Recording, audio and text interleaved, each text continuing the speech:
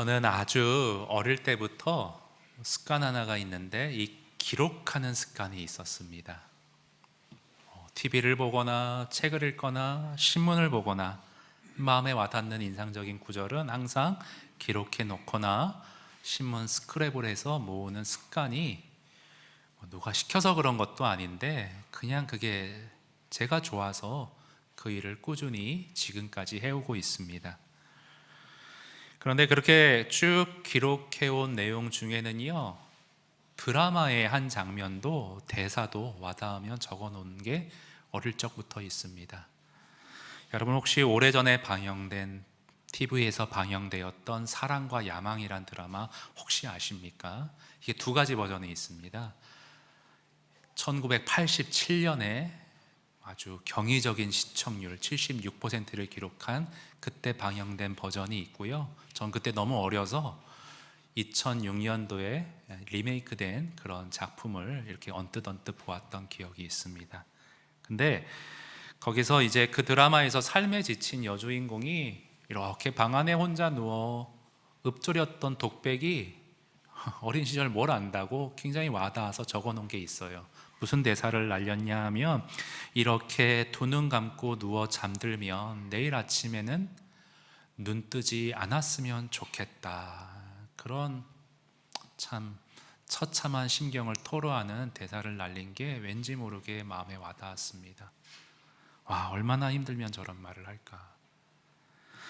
그런데 여러분, 오늘 시편 116편에서 시인도요 비슷하게 오늘 본문 3절에서 굉장히 처참한 심경을, 괴로운 심경을 토로하는 것을 우리가 볼 수가 있습니다. 우리 3절 다 같이 한번 다시 읽겠습니다. 시작. 사망의 줄이 나를 두르고 수월의 고통이 내게 이르므로 내가 환난과 슬픔을 만났을 때에. 자, 지금 뭐라 말하냐 하면 시인 자신이 환난과 슬픔의 때를 만났다, 그렇게 얘기하고 있습니다. 그런데 그 슬픔의 강도, 고통의 정도가 어느 정도였냐 하면 3절 맨 앞에 보면 사망과 수월의 고통이다, 그렇게 표현을 하고 있어요. 여러분, 수월이란 단어가 조금 낯설 수도 있는데, 수월은 구약 성경에서 지옥, 음부, 무덤을 뜻하는 말입니다. 그러니까 사망과 수월의 고통이란 차라리 죽는 게 낫겠다 싶을 정도의 아주 극심한 심적인 고통을 지칭하는 말이라 볼 수 있습니다. 그리고 거기 3절 다시 보면요, 맨 앞에 그 사망의 고통의 줄이 나를 둘렀다 되어 있죠. 이 두른다는 표현은 꽁꽁 싸매어서 옴짝달싹 못하게 묶여있는, 결박당한, 마치 사냥꾼이 놓인 덫에 걸려서 잡혀있는 것과 같은, 앞뒤가 꽉 막힌, 빠져나갈 구멍이 도저히 보이지 않는 삶의 절망과 낙담을 나타내는 표현이라 그렇게 읽을 수가 있습니다. 아니, 대체 어떤 상황이었길래 이렇게까지 괴로움을 토로하는 것일까? 어떤 상황이었길래? 여러분, 어떤 신학자는 이 시편 116편의 저자가 명시되어 있지는 않지만 다윗이라 그렇게 추측을 합니다. 보통 다윗의 시편은 거기 116편 1절 위에 다윗의 시 뭐 이렇게 나오는데, 오늘은 아무것도 나와 있지 않아요. 명시되어 있지는 않지만 아마 다윗이 이 시편을 쓰지 않았겠는가 추측들을 하고 저도 거기에 동의를 합니다. 왜냐하면 근거가 있는데, 여러분 11절 같은 말씀을 한번 보십시오. 11절도 같이 한번 읽습니다. 시작. 내가 놀라서 이르기를 모든 사람이 거짓말쟁이라 하였도다. 이게 무슨 말인가? 주석을 화면에서 볼까요? 시편 기자는 사람들에게 과거 거짓 고소를 아주 크게 당했던 것 같다라고 이 내용을 풀이하고 있습니다. 그러니까 과거를 회상하는 거예요. 내가 너무 놀라서 충격을 받아서 그때 이렇게 말했다. 믿을 사람 하나도 없다. 다 거짓말쟁이들이다. 이런 한탄을 했다는 거예요. 여러분, 지난주에 시편 35편 우리가 살펴봤죠. 다윗이 왜 괴로워했어요? 자기가 무고하게 거짓 증언으로 내몰린 것 때문에 너무 심적인 고통이 컸다, 그렇게 표현을 했었습니다. 근데 사실 일부 몇몇 사람만 그렇게 거짓말로 이렇게 수군수군 그런 건 별로 크게 타격이 없었을 거예요. 근데 문제는 뭐냐면 상황이 어떻게 돌아갔냐 하면 몇몇 사람이 퍼뜨린 거짓말이, 거짓 소문이 사회 전체로 퍼졌다는 거예요. 삽시간에. 그러니까 다윗은 굉장히 인기가 많은 사람이었거든요. 골리앗을 쓰러뜨린 다음에 이스라엘 사회에서 탑스타였습니다. 사울은 천천히요, 다윗은 만만이라. 장래의 임금감이다. 이 나라 구해줄 제목이다. 그런데 그렇게 자기를 지지하던 사람들이 하루아침에 아주 몹쓸 인간 취급하며 눈짓을 하며 사회적으로 매장당하는 것 같은, 질식할 것 같은 숨막힘을 경험했던 것 같습니다. 믿을 사람 아무도 없다. 사람들 다 거짓에 휩싸여 있다. 여러분, 왜 이렇게 삽시간에 거짓 소문이 퍼질 수 있었던가? 다음 글을 보시면 좀 이해가 되실 거예요. 한번 글 한번 보겠습니다. 왜 스타는 특히 부정적 소문 유포에 적합한 대상인가? 예컨대 사랑받는 스타가 자선활동에 앞장섰다는 소식은 오랫동안 기억에 남아 있질 않는다. 그것은 사람들이 기대했던 바와 당연히 일치하기 때문에 별로 새로울 게 없다.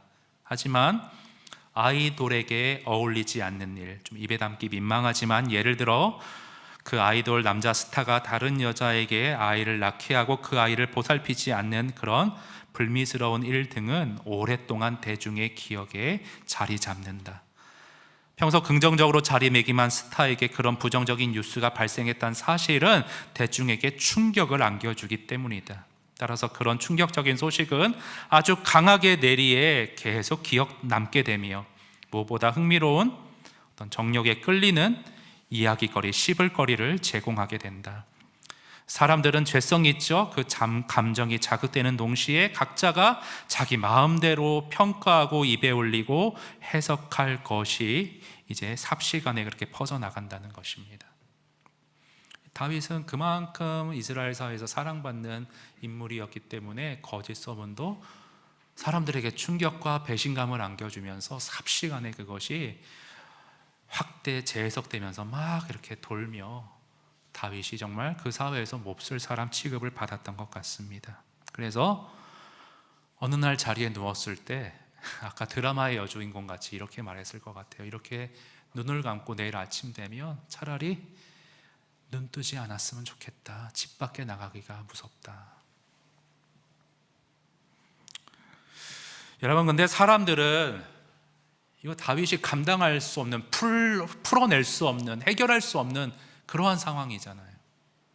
근데 사람들은 이렇게 자신의 힘으로 감당하기 어려운 상황을 맞닥뜨리게 되면 여러 가지 대처 방안들, 반응들을 보입니다.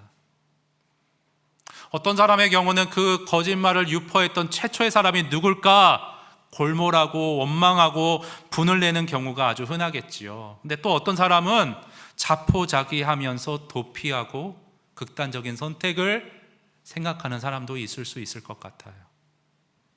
또 내 생각, 내 지식, 내 경험으로 어떻게든 아픔 보이지 않는데, 출구는 보이지 않는데 해결해 보고자 공식 기자회견도 하고 누구도 이렇게 소송을 제기해보고 어떻게든 발버둥 치는 그런 실로 다양한 경우들이 우리 주변에 있는 것 같습니다. 그런데 오늘 다윗이 보여준 모습은 전혀 다른 신앙적 차원의 굉장히 우리에게 기감되는 모습을 보여줍니다. 그 어떤 모습인가? 4절을 여러분 다 같이 읽겠습니다. 4절 시작. 내가 여호와의 이름으로 기도하기를 여호와여 주께 구하오니 내 영혼을 건지소서 건지소서 하였도다. 지금 다윗은 뭘 했어요, 여러분? 기도했습니다. 다른 무엇보다 기도하기를 힘썼어요. 하나님께 달려나가 나를 좀 도와달라고, 건져달라고 청원하는 것이 그의 우선순위였습니다.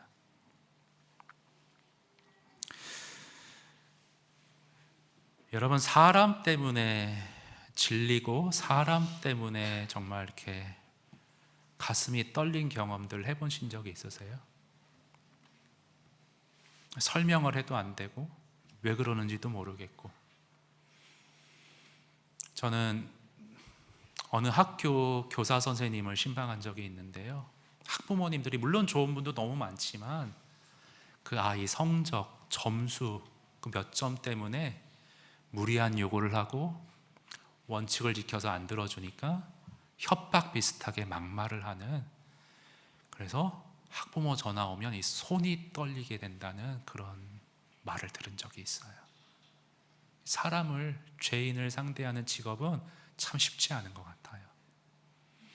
총신대 편목할 때 박태현 교수님이란 분이 우리 목사님들을 위로하면서 이런 말을 해주셨는데 저는 그게 너무 마음에 와닿아서 강의 내용하고는 상관도 없는데 강의 안에 크게 적어 놓았습니다. 뭐라 말씀하셨냐면, 목회하면서 사람들에게 질릴 때 그때가 하나님의 전적인 은혜를 절감할 기회를 얻는 것이다. 내가 안 되고 내가 도저히 해결할 수 없는 상황이니까, 내가 무너지기 십상인 상황이니까 하나님의 은혜에 전적으로 매달리는 자에게 경험케 하신 하나님의 은혜를 절감할 기회이다. 기도해라. 목회는 기도다. 여러분, 저는 이런 관점에서 신앙의 모습을 크게 두 분류로 나눌 수 있다고 생각하는데요. 한 부류는 어려움 앞에서 하나님께 이렇게 전적인 은혜를 구하며 매달리는 부류가 있고요. 또 한 부류는 끝끝내 어려움에 내몰려도, 코너에 끝까지 몰려도 끝까지 하나님의 도움을 구하지 않는 완고한 마음을 가진 부류가 있는 것 같습니다. 신앙의 연륜하고도 상관없는 것 같아요. 집사님이 계신데 물론 신앙의 그런 뜨거움이나 견고함이 없으시죠. 근데 신앙생활 굉장히 오래 하셨어요. 제가 그 집사님을 보면 이런 문제에 관해서 하나님이 지금 이렇게 교훈을 주시고 책망하시고 회개케 하시고 깨트리고자 하시는데 끝까지 마음을 열지 않으세요. 하나님 앞에 나아가 회개하지 않으세요. 기도하지 않으세요. 계속 어려움의 파도 속에서 마음을 움켜잡고 괴로워만 하세요. 너무 안타까워요. 근데 또 한 부류는 초신자입니다. 신앙생활 시작한 지 얼마 안 되셨어요. 근데 너무 큰일을 당했어요. 그런데 정말 어린아이와 같이 순수한 마음으로 하나님께 내어 달리면서 기도하면서 오히려 그 계기를 통해 신앙이 쑥 자라는 것을 보게 되는 경우가 있습니다. 신앙의 연차와 상관없이 두 부류가 있는 것 같아요. 오늘 시편 기자는 후자에 속했던 것 같습니다. 여러분, 그게 6절에 나와 있어요. 오늘 성경을 많이 같이 읽는데 6절도 같이 읽어봅니다. 시작. 여호와께서는 순진한 자를 지키시나니 내가 어려울 때에 나를 구원하셨도다. 여러분, 거기 여호와께서는, 하나님께서는 어떤 자를 지키신대요? 순진한 자. 여기 순진한다는 단어가 무슨 뜻인가? 존 스택의 풀이를 보면요, 순진한 자란 어린아이와 같은 마음으로 여호와를 의뢰하고 신뢰하는 자. 어린 그런 걸음마쟁이들이 무슨 일이 있으면 아빠하고 달려가듯이 그렇게 정말 순전한 마음으로 하나님께 매어 달리는 사람, 하나님이 도와주실 것을 신뢰하는 사람, 기도하기를 주저하지 않는 사람, 그런 사람을 하나님이 지키신다, 보호하신다, 건지신다 말씀하고 있죠. 자, 이런 순수한 믿음으로 기도하는 자가 경험하게 되는 하나님은 어떤 하나님이시냐? 거기 위에 5절에 은혜로우시며 의로우시며 긍휼이 많으신 하나님이시고요. 그리고 7절에도 보시면 나를 후대하시는 하나님, 평안함을 주시는 하나님, 사망에서 나를 건지시고 내 눈에서 눈물을 닦아주시는 하나님을 순수한 어린아이와 같은 마음으로 기도하고 메어 달리는 자는 이런 하나님을 경험하게 된다. 시인이 지금 간증하고 있습니다. 그럼 이 후대한다는 말이 성경이 왜 이렇게 어렵게 번역을 하는지 모르겠어요. 좀 쉬운 말도 많은데 왜 후대이 멋있어 보이는지, 왜 후대하시기로. 주석을 좀 마지막으로 보겠습니다. 시인은 스스로 이렇게 권고한다. 내 영혼아 내 평안함으로 돌아갈지어다. 시인이 이렇게 평안을 노래할 수 있는 것은 여호와께서 그를 후대하셨기 때문이다. 후대한다는 것은 무슨 말이냐? 위로와 안식을 주님이 베풀어 주신다는 뜻이다. 하나님은 우리 영혼의 안식처가 되신다. 아까 찬양했죠? 나의 피난처 되신 예수님. 그분에게 피하는 자, 거하는 자는 주님이 주시는 위로를 받고 안식할 수 있다. 환난 가운데서도 우리가 하나님을 신뢰하고 의지하고 기도할 때 영혼의 평안을 맛볼 수 있다. 평안은 오직 하나님으로부터만 온다. 참된 평안은. 그래서요, 시인은 이런 경험 속에, 이런 후대하시는 하나님을 체험하는 속에 다음과 같은 말을 선언을 합니다. 10절 보시면 10절에 내가 크게 고통을 당하였을 그때에도 나는 순전하게 메어 달리고 기도하는 자를 도우시고 후대하시는 하나님을 믿었도다. 나는 믿으며 살란다. 9절에 결심을 해요. 내가 생명 있는 이 땅에서 정말 생명이 이 안에 있는 한 호흡하는 동안 여호와 앞에서 나는 기도로 여호와의 도우심을 받으며 살리로다 행하리로다 그렇게 결단을 하고 있습니다. 여러분, 이 다윗의 오늘 다짐이 우리의 다짐 될 수 있기를 원합니다. 앞으로 여러 가지 거친 인생길에 여러 과정과 시련이 있을 수도 있겠으나 나는 순전한 마음으로 주님의 도우심을 구하며 기도로서 그 모든 것을 헤쳐나가며 주님의 후대하심을, 평안케 하심을 찬양하며 살리로다. 이것이 우리의 다짐되었으면 좋겠어요. 근데 한 가지 문제가 있어요, 여러분. 오늘 말씀의 어떤 주요 포인트는 그건데 이거를 우리의 신앙과 삶에 그대로 가져오려고 하면 우리 마음에 하나 걸리는 문제가 있어요. 그건 뭐냐면 정말 내가 어린아이처럼 순수하게 하나님을 믿고 의지하고 기도하면, 그렇게 하면 하나님이 정말 내 인생의 모든 어려움을 다 해결해 주실까? 목사님, 저는 오랫동안 기도해 왔어요. 근데 상황에 전혀 진전이 없습니다. 너무 갑갑합니다. 더 이상 기도해야 될 이유를 찾지 못하겠어요. 아무 응답도 없으신데 왜 기도해야 되죠? 더 기도하는 건 무의미한 거 아닌가요? 여러분, 어떻게 공감이 되시는지요? 저는 최근에, 이번 주에 너무 감사하게도 우리 성도님들의 기도 응답에 대한 기쁜 소식들을 많이 접할 수가 있었어요. 근데 아쉬운 거는 다 이렇게 순장님 통해서 접하게 됐습니다. 우리 성도님들 제가 좀 부탁드리는데 좋은 일이 있어도 좀 알려주세요. 항상 아프시거나 어렵거나 이럴 때만 문자하고 전화하지 마시고 목사님 좀 이런 좋은 일이 있다고 문자 좀 주시면 너무 좋을 것 같아요. 격려가 될 것 같아요. 우리 자녀 중에, 우리 집사님 자녀 중에 여러 어려움이 있어서 학교를 더 이상 다니지 못하고 나오게 된 아이가 있어요. 자녀가 있어요. 대안학교에 들어가려고 하는데 여러분, 대안학교 입학이 그렇게 마음대로 마음 먹는다고 그렇게 저절로 되는 게 아닙니다. 경쟁이 있고 기준이 있고 조건이 있어요.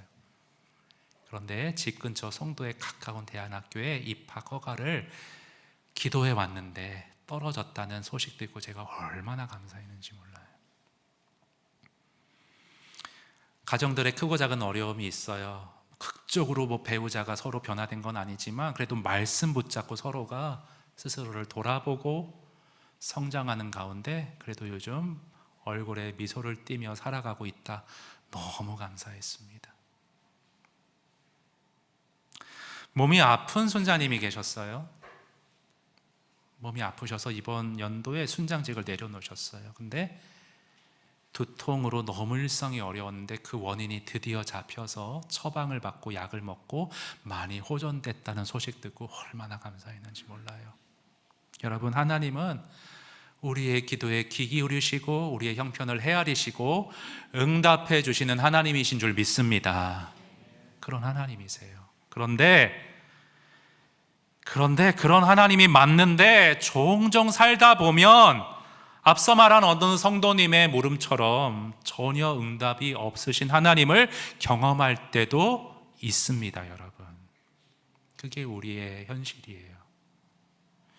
자, 이런 경우를 우리는 어떻게 이해하고 어떻게 소화해내야 할까요? 왜 하나님은 오늘 다윗은 순진한 자를 지키신다, 어려울 때 나를 구원하셨도다, 하나님은 내 기도에 귀를 기울이신다, 이렇게 확신 있게 말하는데 나는 이런 확신 가운데 기도 생활을 정말 이어갈 수 있을까? 어떻게 이걸 정리해야 될까?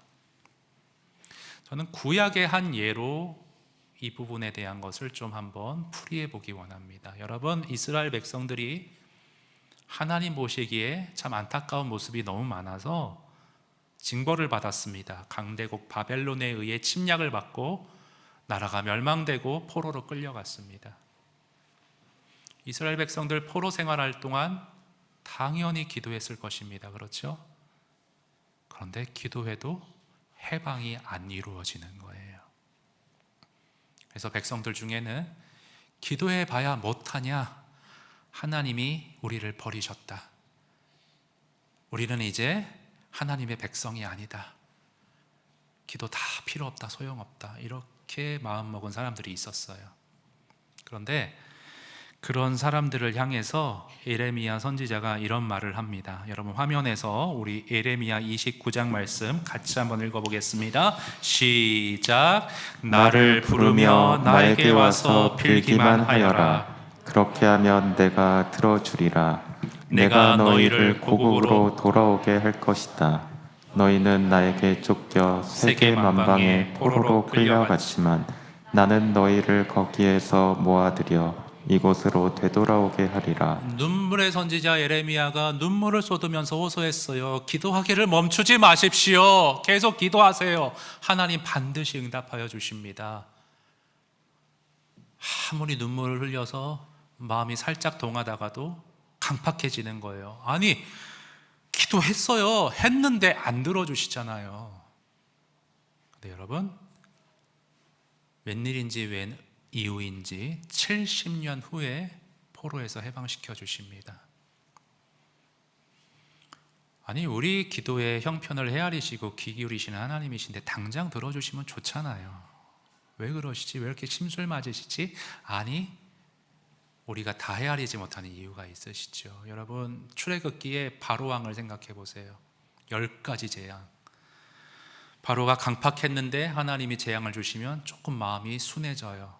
하나님께로 순복해 들어가려고 그래요. 근데 재앙을 싹 걷어주시면 바로 또 강팍함이 드러납니다. 무한 반복. 이스라엘 백성들 마찬가지예요. 물이 없다고, 먹을 게 없다고 그때그때 은혜를 주시면 또 없다고 불평하고 우상 숭배하고 인간의 지독한 죄성. 하나님은 바로 응답하지 않는 어떤 선하신 백성을 향한 목적과 이유와 계획이 있으셨던 겁니다. 그래서 당장 즉시로 내가 원하는 때 응답이 이루어지지 않는다고 해서 하나님은 나를 버리셨다, 하나님은 내 기도를 안 들으신다, 아니요. 성숙한 마음으로 하늘 아버지의 크신 뜻을 헤아릴 줄 아는 저와 여러분이 될 수 있기를 원합니다. 여러분, 계속 기도하세요. 당장 응답이 안 이루어진다고요? 예, 응답이 이루어지면 더 이상 기도하지 않을 것 같으니까 나한테 좀 더 매달리라고. 아니, 상황이 나아져도 계속 내 곁에서 호흡하며 동행하자고. 네 삶의 일부분이 됐으면 좋겠다고. 마음 아픈데 이렇게 밀어놓으시고 있는지는 모르겠어요. 여러분, 어떠신지 모르겠는데 자녀들에게 더 좋은 것 주고 싶지 않으십니까? 우리 준서가 이제 방학이잖아요. 아빠, 친구랑 좀 놀다 올게. 10,000원만 줘. 지갑에 만 몇천 원이 이제 1,000원짜리 다 주고 더 있어야지. 그게 부모 마음이. 안 그러신가요? 이놈 자식 왜 그래? 어딜 나가려고 그래? 이러시나 모르겠어요. 저는 다 주고 싶어요. 그냥 더 주고 싶어요. 지갑에 5,000원짜리 있으면 다 주고 싶어요. 하나님 똑같으실 것 같아요, 저는. 근데 자녀를 정말 위하는, 내가 저 아무개 집사를, 박 목사를 위하는 길이 뭔가 마음 아프지만 응답을 미루고 계신 건 아닌지 모르겠습니다. 그래서 우리는 그런 하나님을 믿고 계속해서 기도하고 귀 기울여 주시는 주님을 믿고 기도의 자리에 언제나 친밀하게 긴밀하게 나아가야 되는데, 여러분, 제가 솔직히 여러분에게 여쭙고 싶어요. 이렇게 본문을 이해하고 이렇게 소화해서 이제 기도해야겠다 마음 먹고 오늘 돌아가시잖아요. 이번 주간에 여러분의 기도가 주님 앞에 친밀하게 긴밀하게 내 기도에 응답하시고 기울여 주시는 주님을 믿고 여러분의 기도 생활이 조금 더 어떻게 활기를 띠게 그렇게 변화될 여지가 있을까요? 없을까요? 있어요. 아멘. 그런데 해결해야 될 게 또 하나가 있어요. 다음 질문에 답해 보세요. 여러분, 기도하기가 쉬우십니까? 어려우십니까? 어려하다가 들어가고 쉽다고 말하기에 머뭇거리고 이런 분위기죠. 필립 얀시라는 분이 기도라는 책을 쓰셨는데 그 부제목이 이렇게 되어 있어요. 기도, 하나님께 가는 가장 쉽고도 가장 어려운 길. 공감이 되세요? 기도, 하나님께 나아가는 가장 쉽고도 가장 어려운 길. 왜 쉬워요? 제사 드릴 필요 없어요. 언제 어디서건 예수 그리스도의 보혈을 믿고 그의 이름으로 언제든 기도할 수 있어요. 쉬워요. 근데 어려워요. 왜요? 솔직히 몇 마디 하면 더 이상 말을 잇기가 어려워요. 하나님이 눈에 보이는 실체로 내가 말하면 들으시고 표정이 보이고 거기에 대해서 반응을 하시고 또 내가 얘기하고 이러면 대화가 될 텐데 허공을 치는 것 같아요. 몇 마디 하면 기도가 이어지지 않아요. 기도 생활이 어려워요. 기도해야 한다는 건 알겠는데, 내 기도에 들어주신다 알겠는데 일상에서 기도를 실천하기가 어떻게 해야 될지 감이 안 잡혀요. 그렇지 않나요? 그래서 저는 우리의 기도에 귀를 기울여 주시고 응답하시기를 기뻐하시는 주님께 나아가 우리 기도하자 이렇게만 던지고 오늘 설교 마치기 원치 않고요, 구체적으로 우리가 기도를 어떻게 해야 하는지 좀 그림을 그려드리기 원해요. 그리고 그걸 가지고 여러분의 기도 생활의 변화와 부흥과 발돋움을 도약을 한번 이루어내는 한 주를 우리 같이 한번 보내봤으면 좋겠습니다. 여러분, 저를 예를 들면 제가 기도하는 제목의 영역은 크게 4가지가 있습니다. 첫 번째는 뭐냐면 제 개인 기도 제목이 당연히 있겠죠. 교회를 위한 기도 제목. 두 번째는 내가 속한 공동체를 위한 기도, 가정, 교회, 특히 나라를 위해서. 뉴스를 보면 답답한 상황들이 많아요. 그런데 하나님, 제가 깨어있게 하시고 우리 성도들이, 국민들이 정말 분별하는 눈을 주시옵소서. 위정자들이 긴장할 수 있게 도와주시옵소서. 최선은 아니더라도 차선을 선택하고 최악은 피하면서 차악을 택하더라도 깨어있는 지성으로, 분별력으로 잘못하면 가차없이 표를 던질 수 있는, 그것이 진보건 보수건 깨어있는 민주사회가 될 수 있도록, 우리 사회가 좀 나아질 수 있도록 도와주세요. 기도하고 있습니다. 또 내 주변 사람들을 위한 기도 제목, 성도님들을 위한 기도 제목이 있죠. 어떤 성도님은 그렇게 말씀하세요. 목사님 기도하실 것도 많으실 텐데 저까지 부담을 드리는 것 같아 너무 죄송합니다. 안 그렇습니다. 전혀 부담이 안 돼요. 여러분, 어떻게 기도해야 될지 모르잖아요. 근데 어떤 성도님을 생각하고 그 기도를 하면 하나님이 그 기도를 너무 기쁘게 받으신다는 생각이 들어요. 그러니까 기도에 갈피가 안 잡힐 때, 내 개인 기도가 안 나올 때 성도님에 대한 기도를 하면 그 기도의 문이 이어지고 열리는 것을 경험해요. 새벽에 아침 시간에 꼭 하는 게 아니고요, 틈틈이에요. 틈틈이 생각하고 틈틈이 해요. 휴일날 어머니 모시고 저기 들깨 칼국수를 먹으러 갔습니다. 근데 어머니 모시려고 집에 딱 갔는데 차에 타셨는데 뭘 놓고 오셨다고 다시 올라가시는 거예요. 1, 2분 걸리셨죠. 잠깐 기도하는 거예요. 우리 아무개 집사님 검진을 앞두고 계신데 주님 건강을 지켜주시고 무엇보다 그 마음에 굳건함을 주시어서 하나님 의지하고 어려운 시기 믿음으로 통과할 수 있도록 함께 해주세요. 짧게. 근데 내 기도 시작하려면 어떻게 해야 되는지 모르는데 그냥 올라가는 거예요. 그냥 올라가는 거예요. 근데 제가 이런 것들은 여러분도 하고 계실 텐데 4번, 마지막 4번째를 오늘 좀 강조드리고 싶어요. 말씀 묵상에 의한 기도 제목. 제가 설교 때도 간간히 조금씩 얘기 드렸는데 목사님이니까 저렇게 하지 내지는 나는 말씀 붙잡고 기도해도 하나님이 뭐 이렇게 주시는 감동이 없는데 뭐 여러 가지 이렇게 모호하게 돼서 그냥 이렇게 저거는 목사님의 어떤 은혜, 나랑은 상관없는 이렇게 우리 성도님들의 어떤 그런 신앙으로 적용되지 못하고 이어지지 못하는 그러한 좀 상황들을 제가 보게 돼서 오늘 이 부분을 좀 자세히 깊이 있게 구체적으로 적용점으로 여러분과 좀 말씀 묵상에 의한 기도를 방법을 실체를 좀 여러분과 나누고자 합니다. 여러분, 말씀 묵상에 의한 기도는 크게 두 가지예요. 주일 설교, 제가 한 설교지만 이 설교를 말씀을 가지고 스스로를 계속 점검합니다. 하나님께 묻습니다. 예를 들어서 주님, 제가 부당한 이 세상 속에서 하나님께 전적으로 맡기고 있습니까? 주님, 제가 정말 삼위일체 하나님의 복음의 능력을 정말 누리고 그 하나님께 전적으로 의탁하고 있습니까? 이런 걸 계속 묻는 거예요. 그리고 또 하나는 뭐냐면 주일 설교뿐 아니라 이제 큐티가 있습니다. 큐티. 하루하루 말씀을 묵상하면서 거기에 대한 기도, 그 말씀을 붙잡고 기도하는 것이 있어요. 근데 여러분, 놀라운 게 이번 주는요, 지난주는요, 주일 설교와 큐티가 이렇게 맞물려서 함께 더 깊이 있게 들어가더라고요. 여러분, 화요일, 지난 2월 10일 화요일 큐티 본문 제목이 이렇게 되어 있어요. 역사의 주관자는 하나님이시다.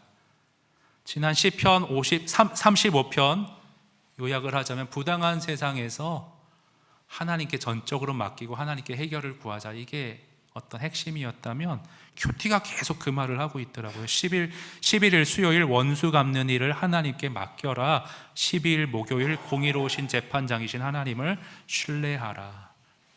다윗의 예를 보면서 더 그게 와닿더라고요. 더 깊이 묵상이 되더라고요. 근데 13일 금요일에 와서는 조금 막히는 거예요. 연결이 좀 끊어지는 듯한 느낌이 있는 거예요. 본문이 어려워요.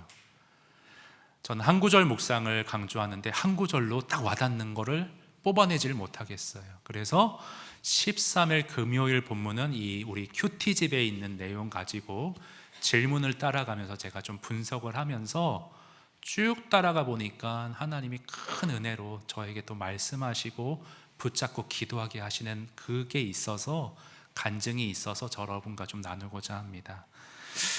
여러분, 오늘 본문 시편 116편 이 책갈피로 딱 잡아 놓으시고요, 우리 지난 금요일 큐티 본문 사무엘하 4장으로 가보겠습니다. 제가 가진 성경 구약 469페이지입니다. 사무엘하 4장 1절에서 12절. 여러분, 좀 구체적으로 좀 설교를 하기 위해서 이렇게 좀 자세하게 말씀을 드립니다. 구약 469페이지 사무엘하 4장 1절에서 12절. 본문이 길기 때문에 시간 관계상 읽지는 않겠습니다. 근데 여러분, 큐티 하신 분들은, 금요일날 큐티 하신 분들은 아마 좀 기억이 나실 텐데 본문을 소리내 읽어도 잘 머릿속에 안 들어와요. 구약은 특히 그래요. 낯선 지명, 낯선 사람 이름 때문에 더 거리감이 느껴집니다. 자, 그럴 때 우리 큐티집의 이 좋은 게 뭐냐면 질문을 통해서 요점을 뽑아낼 수 있도록, 요점을 볼 수 있도록 만들어준다는 장점이 있습니다. 이 우리 큐티집 금요일 본문의 관찰 질문 1번이 이렇게 되어 있었습니다. 화면 보시면 이스보셋의 군 지휘관 두 사람이 있는데 레갑과 바하나는 어떤 일을 저질렀는가? 자, 어떤 일을 이 사람들이, 이 두 사람이 했는가? 5절, 7절을 여러분 눈으로 보세요. 5절, 7절. 자, 레갑과 바하나가 나오죠? 어떤 일을 했는지 눈으로 보세요. 어떤 일을 했죠? 좀 더 자신 있게. 이스보셋을 죽였습니다. 이스보셋을 죽여 살인을 했어요. 자, 2번 질문으로 갑니다. 그냥 쭉 읽을 때는 이런 사실이 그냥 훅 지나갔는데 이 두 사람이 이런 일을 했구나, 눈에 딱 들어왔어요. 자, 2번, 다윗은 이스보셋을 죽인 레갑과 바하나를 어떻게 대했습니까? 11절 12절 보시면 다윗이 자, 이스보셋을 죽였다고 왕이 상 주실 걸 알고 의기양양하게 들어오는 자들을 어떻게 했나? 11, 12절 보세요. 어떻게 했어요? 그들을 처단했습니다. 처형했습니다. 그렇죠? 자, 이렇게 본문의 주요 사건이 파악이 됐어요. 그런데 자, 3번이 중요합니다. 3번. 자, 3번 질문. 여러분 잘 따라오고 있는지 확인하려고 3번 질문을 화면에서 같이 읽습니다. 시작. 다윗은 왜 레갑과 바하나의 행위를 기뻐하지 않고 오히려 그들을 처형합니까? 이게 중요해요. 오늘 본문에서 이게 중요해요. 자, 이스보셋은 누구인가? 사울의 아들이었던 것 같아요. 사울은 누구예요? 다윗을 괴롭히던 왕이에요. 적이에요. 어떻게 보면 원수예요. 새로 왕권을 잡은 다윗에게 그 어떤 시족들, 가족들은 걸림돌이 될 수 있어요. 자기가 피 묻히기 어려운데 대신 다른 사람이 나서서 처단시켜줬어요. 칭찬해 줄 수 있잖아요. 근데 칭찬과 상을 내리기는커녕 처형을 합니다. 왜 이런 다윗이 행동을 했을까? 본문만 봐서는 이유를 모르겠어요. 명시된 게 없어요. 그럼 이제 주석을 봐야 되는데 여러분 큐티 할 때 주석 꺼내고 힘들잖아요. 근데 우리 큐티 집에 간략한 핵심 설명이 실려 있고 이 질문에 대한 답을 얻을 수가 있습니다. 풀이를 화면에서 보시면 다윗은 우연히 얻은 왕권 강화의 기회를 기뻐하지 않았습니다. 그에게는 자신의 왕권이 어떤 인간의 행동의 그런 피 흘림이나 계략이 아닌 하나님이 주권 가운데 자신을 왕으로 세우기를 기뻐하신다면 하나님의 방법대로 해나갈 것을 믿고 있던 사람이었어요. 그런데 레갑과 바하나가 하나님의 뜻을 묻지도 않고 자신들의 정욕과 생각대로 감정대로 그렇게 피를 묻힌 것을 보고서 이거는 하나님의 뜻이 아니다, 하나님의 정의다 아니다 하고 하나님의 뜻을 거르는 그들을 단호하게 처단했던 것입니다. 다윗은 평소에 어떻게 살아왔느냐? 하나님 앞에서 이 행동이 옳은 것인가 그른 것인가, 물론 실수할 수도 있었지만 항시 이런 기준으로 살려고 노력했던 사람이었습니다. 그랬기에 하나님 방법을 묻기보다는 자신들의 어떤 감정과 즉흥적인 어떤 충동대로 해동했던 그들을 처형했던 것입니다. 자, 그러면 거의 다 왔습니다. 4번 느낀 점은 뭐냐? 왕권을 쉽게 강화할 수 있는 좋은 기회가 왔는데도 레갑과 바하나의 악행을 저질렀다며 단호히 처단하는 다윗을 보며 무엇을 느끼십니까? 저는 그랬어요. 나도 다윗의 입장이었다면 정말 이렇게 반가웠을 있었을 텐데 다윗은 마음의 본능적인 끌림보다도 하나님의 뜻을 중심에 놓고 그 기준대로 행동했던 사람이구나. 쉽지 않았을 텐데 그 모본을 나에게 보여주고 있구나. 그래서 결단과 적용. 5번, 나는 불이하게 얻게 된 이득이나 세상의 기회 앞에 어떻게 반응하는가. 오늘 불이한 방법 대신 정말 하나님의 방법과 그게 부딪힌다면 나는 어떤 결단을 내리겠는가, 이런 질문이 있었습니다. 그냥 저의 문장으로 쉽게 요약하자면 나는 세상의 쉬운 방법에 즉각적으로 그냥 마음이 휩쓸리는가, 정말 이게 하나님의 뜻이고 하나님의 방법이고 하나님의 원함이라는 어떤 점검 가운데 신중하게 그렇게 살아가는가. 내가 점검해야 될 영역은 무엇인가 기도했어요. 하나님, 내가 하나님의 방법대로 못하고 있는 게 어떤 게 있죠? 알려주세요. 근데 응답이 없으세요. 당장 떠오르는 게 없어요. 그렇게 아침에 큐티하고 점심을 지나가게 되었습니다. 근데 우리 12시에 우리 재정위원장님한테 전화가 왔어요. 설교 때 좀 자주 등장하는 것 같아 죄송한데, 내용이 뭐냐면 제가 지난 수요일 날 이 피아노 조율 때문에 교육자 회의를 했습니다. 교육자 회의 동안에 이제 겨울이 지나고 날씨가 추워졌으니 피아노 조율 상태를 한번 점검해야 될 것 같다. 그렇게 한 이유는 운영위원회에서 재정회의를 했을 때 그 항목이 분명히 있었어요. 1년에 몇 차례 조율하자.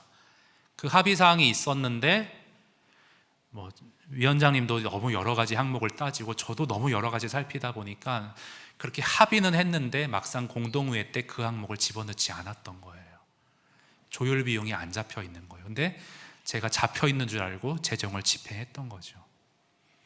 그래서 목사님 이런 경우는 이미 예산을 쓰셨기 때문에 운영위원회를 소집해서 예비비 항목으로 이걸 다시 항목을 정할 것인지 상의하고 그런 절차를 좀 밟아 나갔으면 좋겠다고. 그리고 앞으로는 이런 일을 방지하기 위해서 우리 회계 선생님들한테는 다 공지했는데 저한테는 미리 공지를 못해서 그런데 품위서라는 걸 작성해서 계획된 재정, 잡혀있는 재정이라도 꼭 사용할 때는 품위서를 미리 작성해서 재정부 확인을 맡고 집행했으면 좋겠다.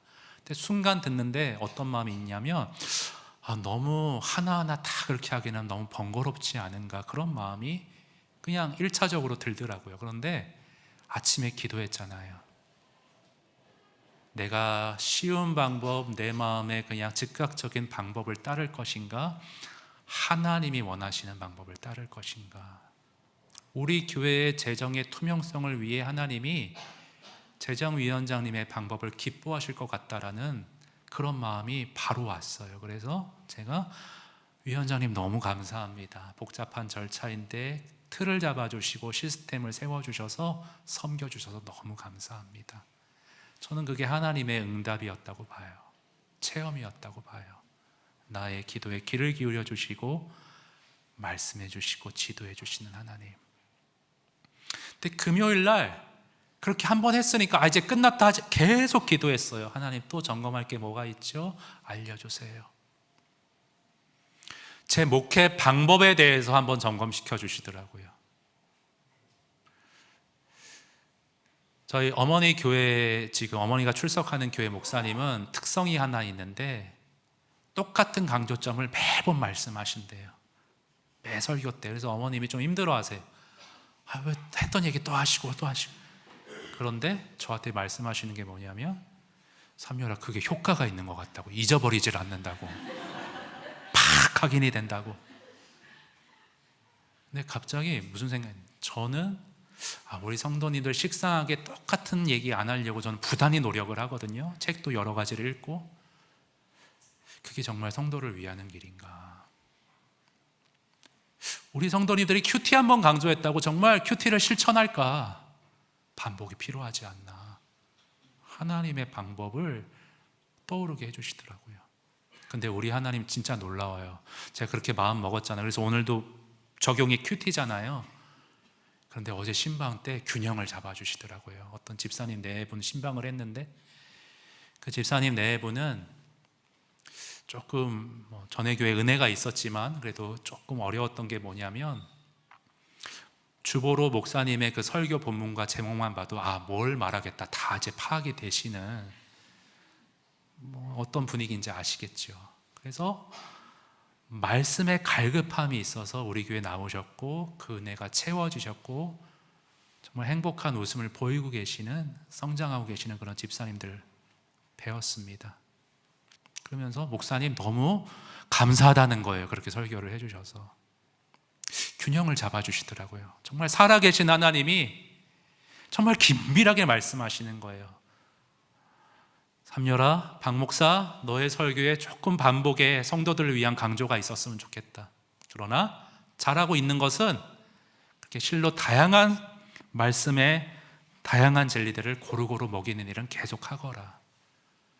정말 신기하지 않아요? 저만 감미롭나요? 말씀을 붙잡고 기도하면 하나님이 말씀하시고 하나님이 알려주시고 하나님이 나를 살아서 지도해 주세요.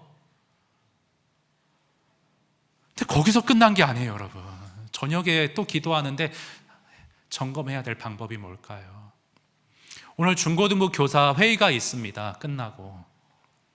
근데 화두가 뭐냐면 우리 중고등부 아이들이 많아졌어요. 그래서 저 자유공간에서 초등부 옆에 그 조그만한 공간에서 예배 드리는데 도저히 수용이 안 돼요. 그래서 이제 초등부 예배실을 쓰자. 근데 시간이 겹치니까 9시 반으로 옮기자. 근데 아이들이 좀 힘들어하는 아이들이 있어요.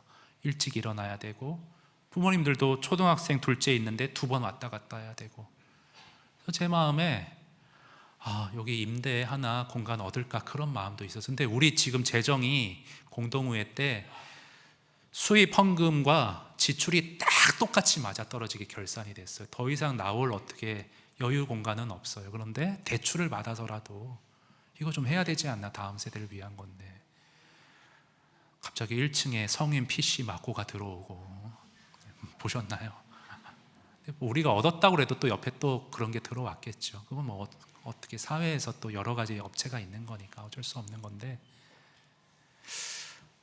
그런데 하나님이 저에게 개인적으로 말씀해 주시기는 아이들을, 가정을 편하게 해주는 것도 필요할 수 있다, 배려가. 그러나 내가 조금 불편하더라도 그 재정을 아껴서 어려운 교회 섬기고 선교사님들 후원하고, 그게 성도와 아이들의 신앙에 더 큰 교훈과 또 다잡음이 아닐까, 그런 말씀을 주시더라고요. 물론 오늘 회의 때 교사들하고 얘기해 봐야겠지만, 최종 결정하겠지만, 제 마음에는 그런 응답이 있었어요. 여러분, 하나님은요, 우리의 기도를 반드시 들으시고 반드시 응답하시는 하나님이신 줄 믿으시기 바랍니다. 여러분, 기도에 대한 개념 정립을 좀 한번 다시 할 필요가 있어요. 눈에 안 보이시는 영이에요? 계속 대화를 주고받기는 어려워요. 말을 이어가는 건 쉬운 게 아니에요. 기도회 때 뜨겁게 앞에서 목사가 이끌면 잠깐 하다가 계속 연이어하기는 그 쉬운 일이 아니에요.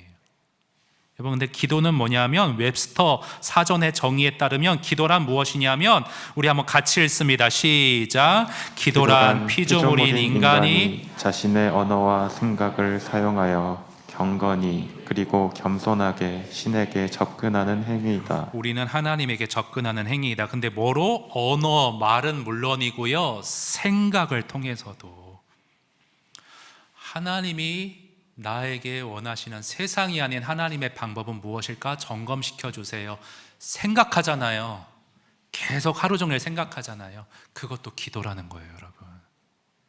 성경적 근거가 있어요. 시편 19편 14절에 이런 말씀이 있습니다. 나의 반석이시여 나의 구속자이신 여호와여, 내 입의 말뿐 아니라 무엇의 묵상이, 마음의 묵상이 주님 앞에 연락되는 기도가 되기를 원하나이다.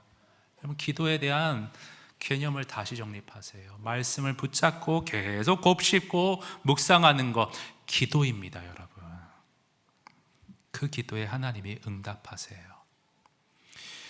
그래서 이런 어떤 묵상의, 기도의 응답의 체험이 있었던 다윗은 오늘 시편 본문으로 다시 돌아와 볼까요? 결론적으로 오늘 뭐라고 고백을 하냐 하면, 시편 116편 여러분 1절 2절 우리 마지막으로 같이 읽겠습니다. 시작. 여호와께서 내 음성과 내 간구를 들으심으로 내가 그를 사랑하는도다. 그의 길을 내게 기울이셨으므로 내가 평생에 기도하리로라. 할렐루야. 여러분, 이 고백이 나의 고백 됐으면 좋겠어요. 정말 귀를 기울여 주시고 응답해 주시는구나. 하나님 너무 사랑합니다. 나의 가장 친한 친밀한 친구 되십니다. 평생 주님과 기도하며 교류하며 교제하며 살겠습니다. 광야 같은 세상이지만 기도하면, 그 주님과 친밀히 동행하면 능히 이겨낼 줄로 믿습니다. 여러분, 이것이 여러분과 저의 고백 되어지기를 원합니다. 앤드류 머레이의 글로 마무리 짓겠습니다. 아버지께서는 우리 기도에 응답하기를 원하신다는 것이 진리입니다. 하나님께서는 자녀들의 간구를 듣고 응답하시는 가운데 매일 매순간 자녀들과 대화하고자 하십니다. 내가 매일 구체적인 요청을 들고 매일 말씀의 묵상을 가지고 당신에게 나오기를 하나님은 바라십니다. 그리고 매일같이 내가 구하는 기도에 응답하시고 행하기를 기뻐하십니다. 기도에 이런 감미로운 하나님의 응답을 경험하면서, 체험을 하면서 옛적의 성도들, 다윗과 같은 사람들은 정말 하나님이 살아계시는구나, 말씀하시는 거나, 이걸 경험으로 알고 배웠고 마음에 감격했고, 그래서 하나님을 더 찬송했고 사랑하였습니다. 여러분, 설 명절 연휴가 어제부터 시작되었습니다. 평상시 바쁘시죠?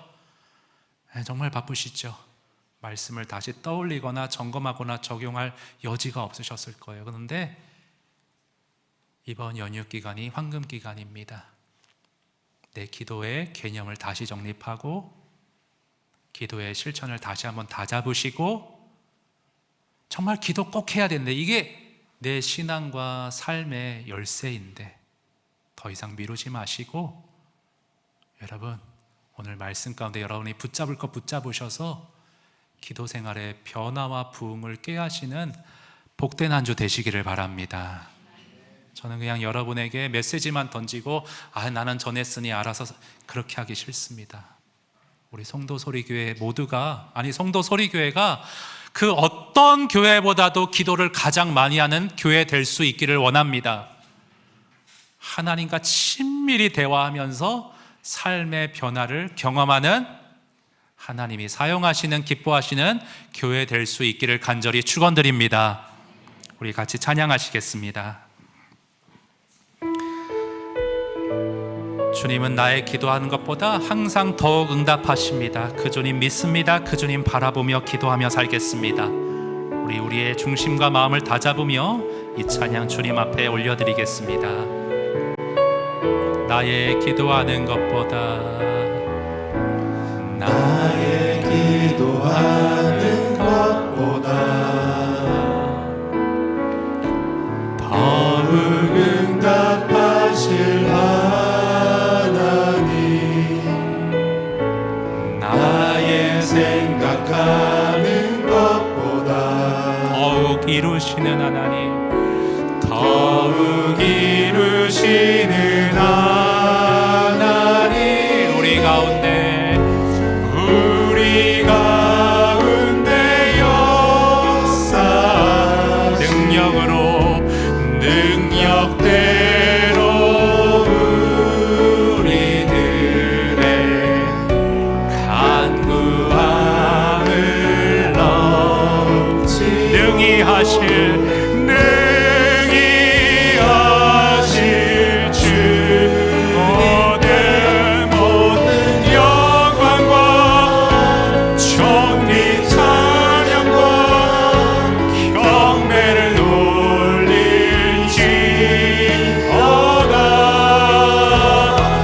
모든 영광과 존귀 찬양과 경배를 돌릴지어다. 다시 한번 찬양합니다. 나의 기도하는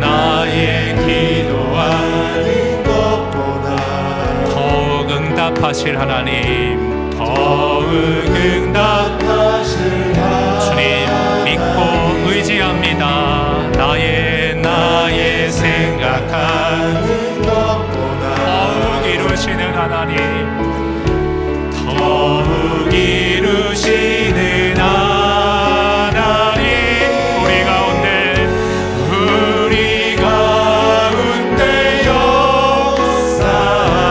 역사하신 능력대로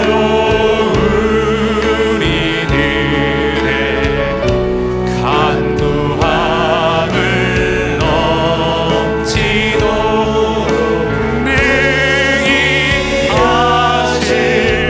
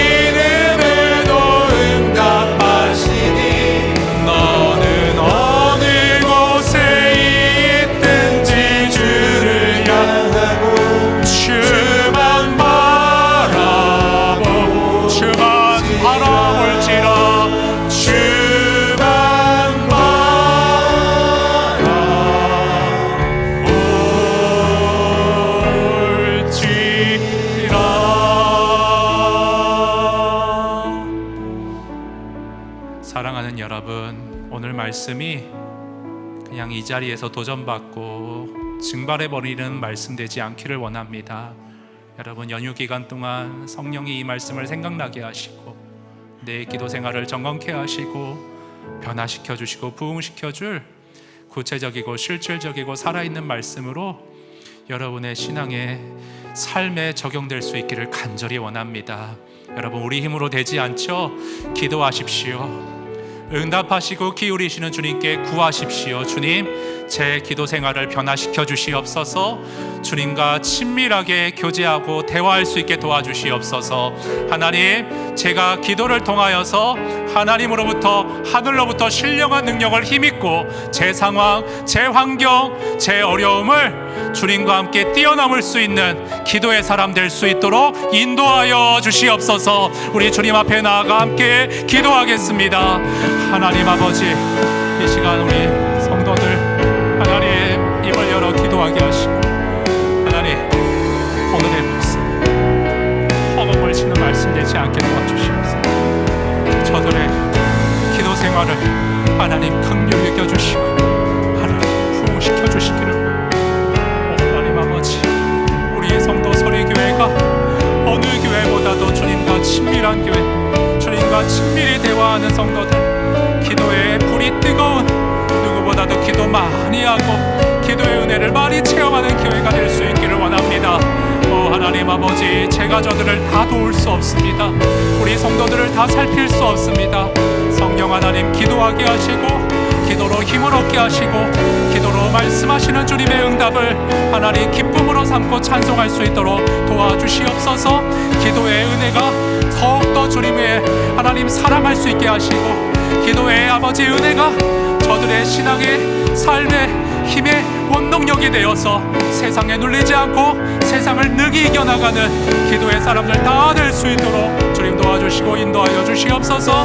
오늘의 말씀으로 역사하여 주시옵소서. 우리를 변화시켜 주시옵소서. 부흥케 하여 주시옵소서. 주님 도와주시옵소서. 이제는 우리 주 예수 그리스도의 은혜와 하나님 아버지의 무한하신 사랑과 그 사랑과 은혜를 깨닫고 감격하고 감동케 하시는 성령 하나님의 역사하심이 오늘 사랑과 은혜로 우리에게 귀를 기울이시고 우리에게 응답하시기를 기뻐하시는 주님의 마음을 깨닫고 기도의 구체적인 방법을 실천하며 기도의 부흥과 변화를 주님 앞에 간절히 기도로서 간구하는 심령들 위해 저들의 삶과 신앙 가운데 이제로부터 영원히 함께 있을지어다. 아멘.